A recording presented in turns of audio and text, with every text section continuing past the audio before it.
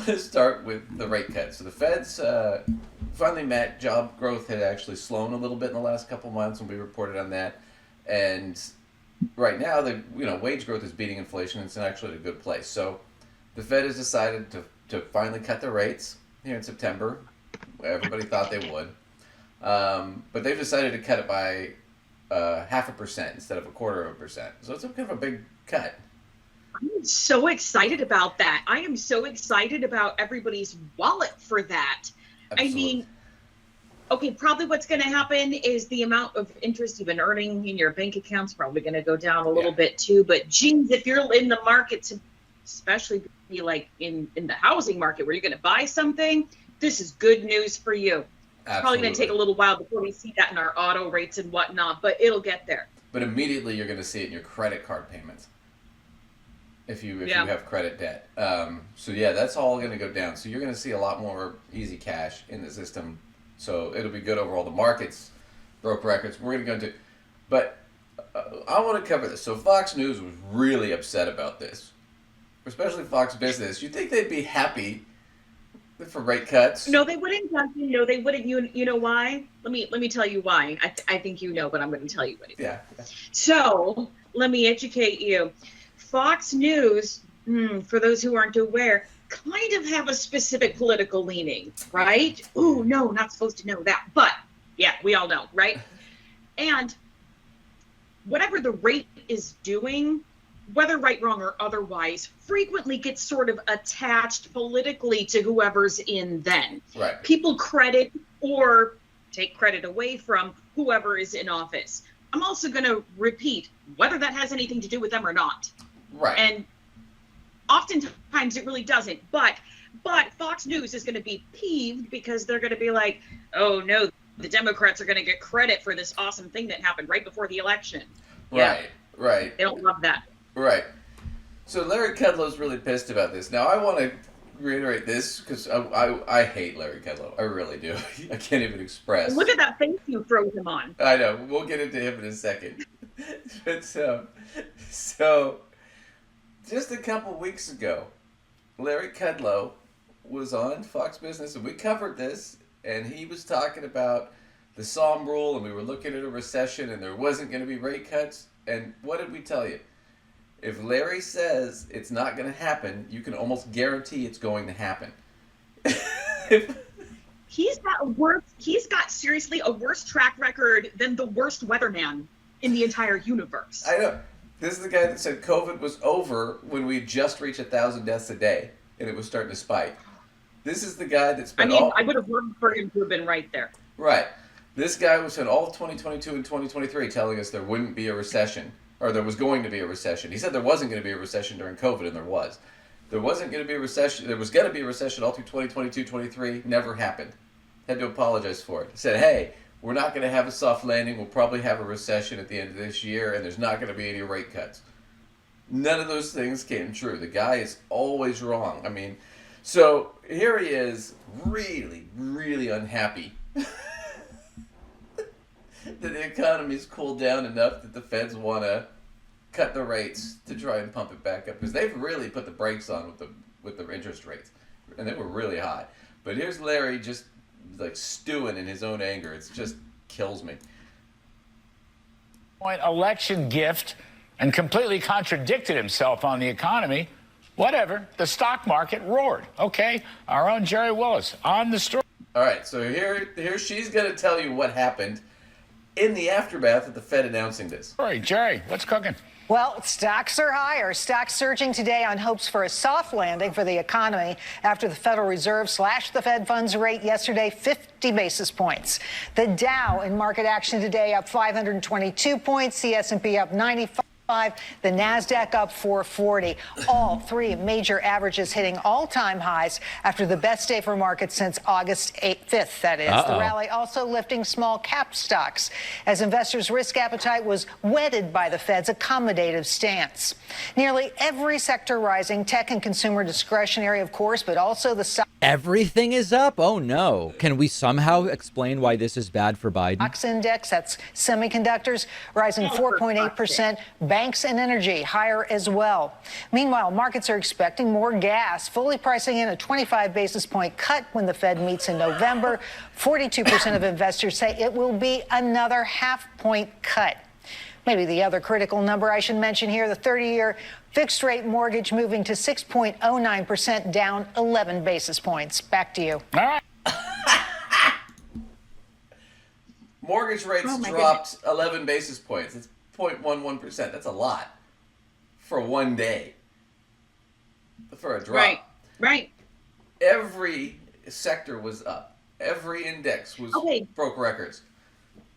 Again, let's just logic this out in the absolute simplest terms. You want to know why it went up? Because investors are like, awesome, the rates are going to go down for people to consume more. Right. They can get more bang for their buck. They're going to want to jump in and get into the housing market. Once auto rates finally follow suit, they're going to be able to have more spending power there. Investors know this, and they're excited, and they're snatching their little piece of the pie, you know? Oh, absolutely. Wage growth is going to be good. Everybody wants to get in on the front end of the wave, right? You always want to get in on the front end of the wave. But yeah, he's not happy about this. He's really upset because he's been saying for a while this was not going to happen.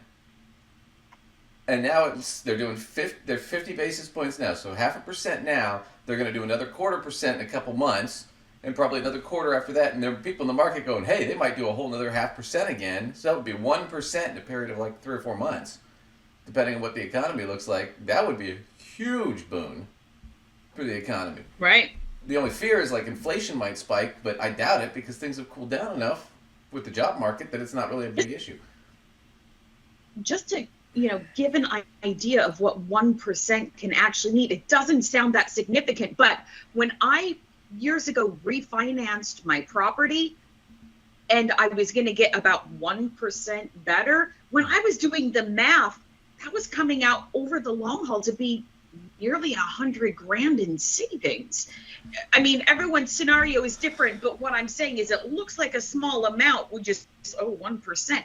But when you calculate that over the entire term of a house or something, it's really big. Well, and it's big. It's huge. It's big for the market because you have to understand how this works. So the Fed, when they say, what's the federal funds rate? What is the rate? What does that mean?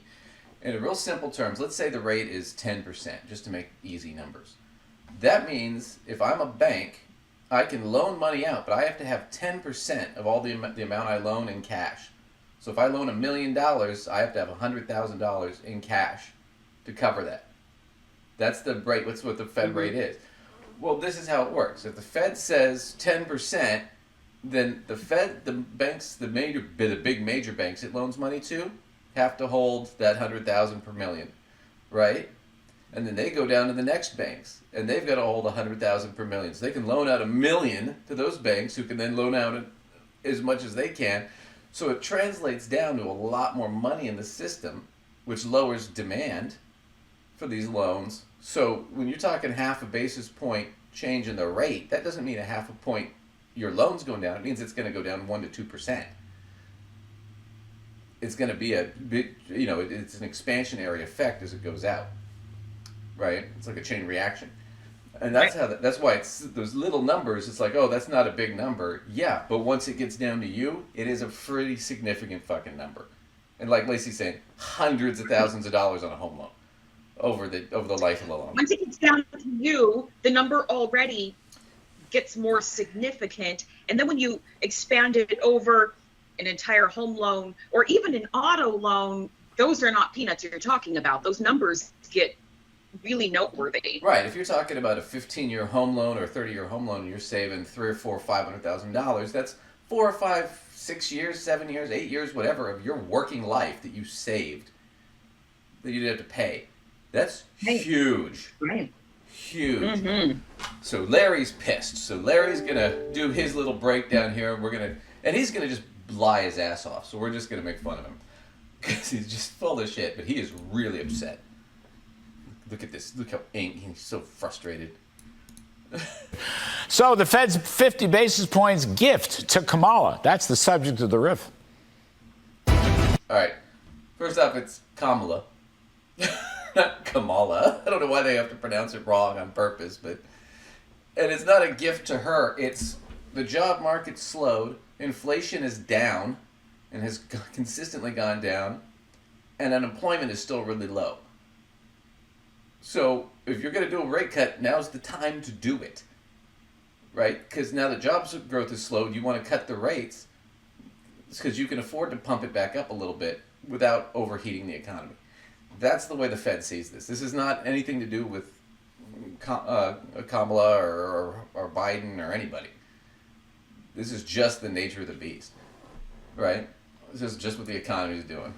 And the Fed's got we can argue about the Fed and whether they're right or wrong, but that's different. Yeah, 48 days before the election, looks like Fed Chair Jay Powell just gave Kamala Harris a 50 basis point gift by slashing their target rate by 0.5 of 1 percentage point. This may well put the central bank He is so pissed. Look how pissed he is. smack in the middle of presidential politics, something they pledged not to do. Now, in light of a modest decline in commodity prices and longer term... I want to do this too. He's saying that they're doing this because they're trying to put their finger on the scale for the presidential election, which is not the case. First off, Jerome Powell is a lifelong Republican who was appointed by Trump. Second of all, the Fed, okay, I'm going to use the word supposed to because there are a lot of things that are supposed to operate in a certain way, right? But the Fed is theoretically supposed to not be a politically leaning situation. Right. They're really supposed to be sort of void of the political calendar and just really zooming in on making the economy sort of run appropriately. Right. They're just the government's bank at the end of the day. And they have to have two mandates they got to hit for their client. Low interest rates, low unemployment. That's it. That's what they're trying to target. The other thing about it is it's not like Jerome Powell makes these decisions on his own. For them to do a rate cut, there are 13 members of that board that have to vote on it. And 12 out of, I think it's 13, and all but one of them voted for this half-point cut. So it's not like this happens in a vacuum here. It's just this Jerome Powell made a decision or whatnot. You had to have a bunch of independent people that aren't really constrained vote on this. So it's all, this whole thing they're doing it for Kamala is bullshit. It has nothing to do with it. He's just lying. Term interest But that's what rates and a softening in... What was that? I said, but that's what he needs to spin because this is Fox. Fox has a particular leaning, so they have to turn it into this big, huge conspiracy. When really, we have been fairly aware that this was coming. I mean, the timing of it, for a while, people were a little unsure of exactly when it was coming, but it was pretty obvious to people who are a little in the know about how this works that it'd be coming down the pipeline anyway. Yeah, but he's been saying it wasn't going to happen. No, it is. So we'll watch this. Well, watch you know this what? in the labor market. I cannot believe they still give this man. Yeah. A 25 basis point cut would seem to be justified in economic terms with no political overtones whatsoever. But 50 basis point supercut, well, that sounds kind of like the ultra-liberal Democratic Senators Elizabeth Warren, Sheldon Whitehouse, and John Hickenlooper, who are all jawboning the Fed to lower interest rates by 75 basis points. Now, in truth, the economy is growing above the Fed's 2% growth target, while year-to-year inflation has softened to 2.5%, though it remains above the Fed's 2% inflation target. The problem has always been more of an affordability crisis, where consumer prices throughout the Biden-Harris term have increased faster than wages. The cost of living index up about 20%, weekly wages up only about 16%. So typical working families have lost about 4% in declining real wages. Now, during the Trump years... So this is where it's bullshit. So typically we don't use the cost of... The cost of living index is not what we use to measure growth. Cost of living index is comparing different areas to each other. We're not looking at like year-over-year growth on that because it's different in different locations. Year-over-year growth in Hawaii is very different from year-over-year growth in North Dakota or Arkansas or Mississippi, right? Los Angeles, right? Sure. These economies are based on very different things, different populations. There's a lot of difference, so you couldn't expect it to be the same. Right. So to sit there and say cost of living is up 20%, but wages are only up 16%. First up, I don't know what he's talking. He must be doing like since the beginning of Biden's term, because wages are only up about 4% this year, which is good because inflation is 2.5%. So your wages are going up in real terms, but he's saying they're going down. Is he talking about from when Biden started in the pandemic? What is he talking about? I couldn't figure this out because it didn't make a lot of sense. I did finally figure it out. We'll get to it in a second, but I'm like, okay. what metric is he fucking going off of? This makes no sense. Because the truth is, I wasn't sorting it either. Yeah, it's just crazy. Real wages rose by over 9%. Contrast that again with a 4% drop during the Biden-Harris years. In dollar terms, real wages rose roughly $6,000 for a typical family during the Trump years, nearly 5 times the roughly $1,300 increase under Biden-Harris. Now, he's saying that wages grew more under Trump than they did under Biden. That's what his argument is. And that was where I got a little iffy on this. Because he also only says 3 years of Trump. He takes out the COVID period. Right? Which is interesting for this point. Because if we look at it, real quick, he's just fucking wrong on this point. So here is CBS. So on talk about the rate cut and what it means. So they're talking about the soft landing. It looks like that's what's going to happen, which means we're not going to go into a recession. The economy's going to be fine. It's going to chug along and it's going to keep moving, right? The job market was slowing, but it's still really good, right? So the Federal Reserve decision to cut this month was influenced by weaker data from the labor market, with disappointing July jobs report followed by a Labor Department data revision that showed the U.S. added 818,000 fewer jobs in the 12 months ended March 2024. That's what spurred this than originally reported. To be sure, the job market is far from supercharged hiring during the pandemic when employers sought to add workers while also struggling with the labor market shortage. So we've recovered completely now. That's what they're saying. And inflation is down. So they want to get to 2%. Now, we've seen other economists and talked about this. Realistically, they should probably be targeting 2.5 or 3. 2% is really unrealistic in the modern era. But we could argue that at some other point. And then they're going to do more rate cuts. So the housing market, like you said, is going to get relief. Credit card payments are going to get relief. Auto loans eventually. So here is, just to give you, because this is what he's using. He's using employment versus wages, right? So the change in average weekly wages by state, right? So as you can see, it's different in different states. California had a higher 5.5%. Arizona had 3.1%. Oregon had 3.1%. Texas had 4.1%. It depends on the economy scale, right? So on average, it was about 3.9, I think, annual for the whole country. That would be the average. So if you're looking at that sort of metric, let's see, let me skip to this one. This is what he's really talking about here. And I'm going to have to blow this up because this is from the Bureau of Labor and Statistics. So this is average hourly earnings of all employees, right? And this is measured against inflation, right? So this black line is 0. So you're either making less than inflation or more than inflation. So if you're looking from 2014 here at the very beginning, This is under Obama up to 2017 when Trump becomes in office. So it was kind of up around 2, and then it kind of peaked down when Obama left. And then under Trump from 2017, it was kind of low, and then it kind of went up a little bit and started to go up in 2019.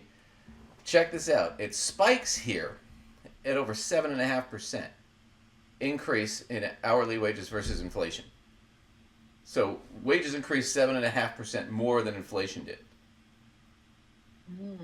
Why does it do this? Well, let's look at the time frame.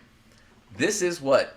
February or March of 2020. What was going on in March of 2020? I don't know. Everything shut down because of a pandemic. And so employers had to start paying a ton more to keep lesser staff because people didn't want to work. This is the point where Larry Kudlow ends his analysis at the top of this spike. Because you notice here by 2021, it's bottomed out. Because inflation is really high as we get to the recovery. So he doesn't figure the end of Trump's term, right? Which would be here, January 20th, 2021, where it bottomed out to 0. So it would have actually gone down, or basically stayed flat, or gone down under Trump. He's going from this point here in 2017, right, where it bottoms out, right, all the way up to this high point here. And that's what he's counting as the growth. And he's ignoring the rest of COVID. And then he's discounting this beginning part where it's low under Biden and only counting these last couple of years. That's how he's getting his metric. He's totally screwed the numbers to try and make it look like things were better under Trump when they weren't. And when he talks about the cost... Go ahead.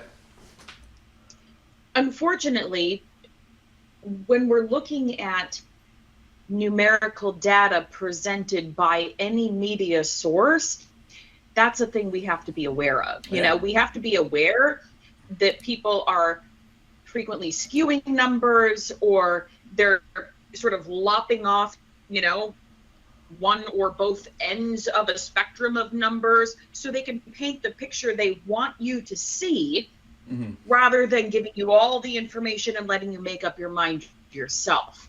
Right. You know, these are not neutral media sources. They have their leanings, and we kind of have to dig into the numbers ourselves to make sense of them sometimes, because we're not being presented with the information in the raw. Right. And that's the thing, is he's manipulated it, and he's cherry picking several years. He's not doing an annual analysis, because if you do an annual analysis, you've seen more growth under Biden. If you do an annual analysis on Trump, Trump averaged about 2% growth in wages, but inflation under Trump was around 3.5, 4 for that whole period. So real wages were not beating inflation in the high sense. You know, there was some slight increases and whatnot. There people were above inflation on average, but in certain places that wasn't the case. But we don't do that analysis because that's not realistic. Because I could sit there and go, well, under Trump, it really sucked if I'm looking at California. But under Biden, it's looked a lot better. I'm not cherry picking data and time. I'm making an apples to apples comparison, which is what he's not doing. He's making an apples to oranges comparison. Which is why it's so dishonest. Because if you look at anywhere else, here's NBC, inflation versus wages. How rising prices stack up against growing pay. So on average, wages have risen faster than prices since the onset of the pandemic. So they're saying, no, wages have been better since the pandemic. Which contradicts exactly what Larry just said. So he's just full of shit. Lower paid workers have seen the steepest gains even while facing the highest cost burdens. Inflation has risen quickly over the past few years, but wages have been rising slightly faster in the recent years. That's just a fact. Lower income workers have seen bigger boosts to their purchasing power thanks to earnings that have output the average. Even though their pay has broadly kept pace, most Americans still have mixed feelings about the state of the economy. It's a perception. It's not what's actually happening. Right? And so this just gives you a simple graph here. And the red line is average hourly earnings. The blue line is the consumer price index. And this yellow line is wages versus inflation. As you can see, they went down from this peak here where we showed you that before on the yellow line, and it went down to this bottom point here after the pandemic. And this has been the recovery since then. And we've recovered better than every other developed nation from COVID. Things are way better here than they are in Europe, for example, where they're still struggling. So Larry's just full of shit. At the end of the day, he's wrong, and now he's got to justify, well, I was wrong, but, I'm not really wrong. And he's just fucking whiny and pouty about the whole thing. Because she gets up there and tells you, look, yeah, market's way up, everything's on fire, man, everything looks great. Now's the time. You want to invest, jump in, buy a house, now's the time to start thinking about it. And Larry's like, well, yeah, but I said that wasn't going to be the case, and it is. And no, I look stupid, but I'm not stupid. I'm actually right. Trump is better. No, he's not. You know what they say about people who have to tell you how smart they are. Yeah. They're not smart at all. But that's kind of the case with that.